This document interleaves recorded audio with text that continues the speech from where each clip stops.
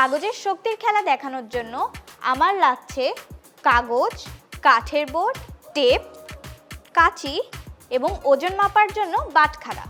বিজ্ঞানী, আমি খেলাটা শুরু করছি। প্রথমে আমি কাগজ মুড়িয়ে কাগজের দণ্ড বানিয়ে নিব।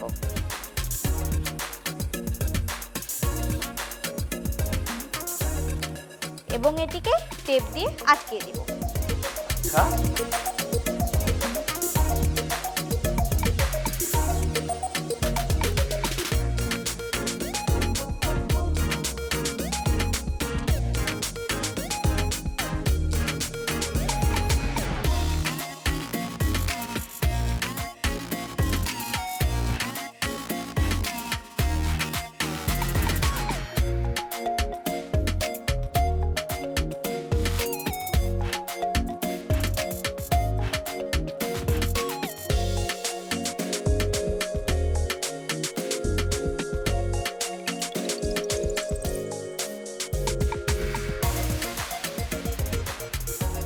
এবার আমি কাঠের বোর্ডটি উঠিয়ে কাগজের দণ্ডগুলো বসাবো। হ্যাঁ,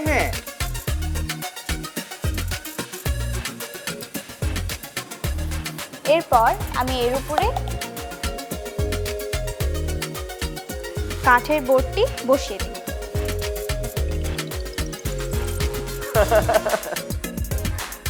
দেখলি বিজ্ঞানী, বোর্ডটা কিন্তু পড়ে যায়নি। এখন আমি এই বোর্ডের উপরে আরো কিছু ওজন দিব। হ্যাঁ বিজ্ঞানী দেখো, আমি এখন 2 কেজির একটি বাটখারা এই বোর্ডের উপর রেখে দিব।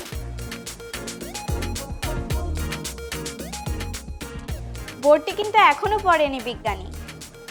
এরপর আমি দিয়ে দিচ্ছি 1 কেজির আরেকটা বাটখারা।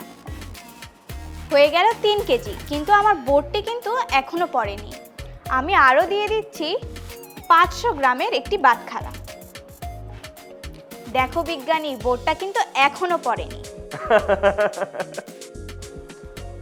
আমি আরো দিয়ে দিচ্ছি 200 গ্রামের বাটখারা।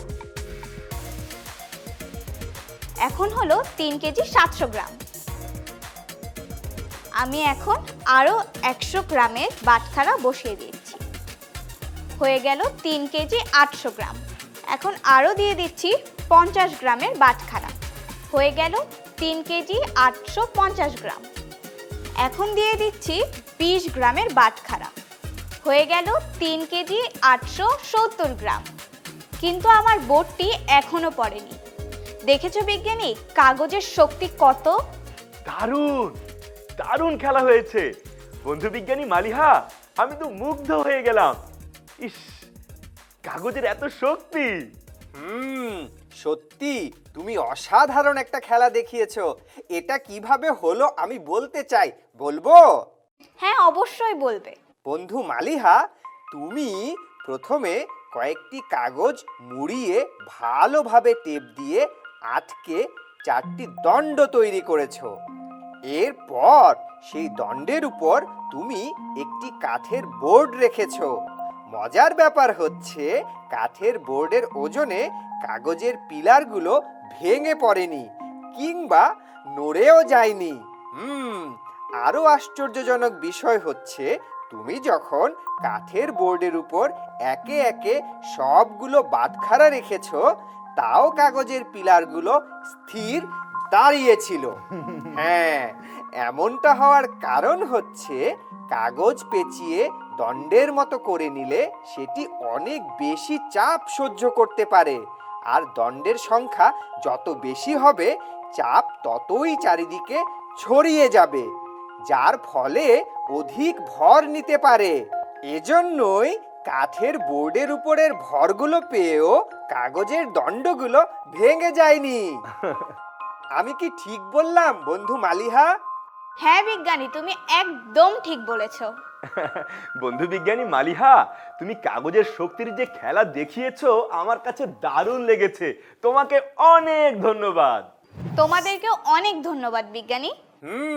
মালিহা, তোমার সঙ্গে আবার দেখা হবে। আরো অনেক মজার মজার বিজ্ঞানের খেলা দেখব। তুমি ভালো থেকো। বিদায় বন্ধু। তোমরাও ভালো থেকো। বিদায়।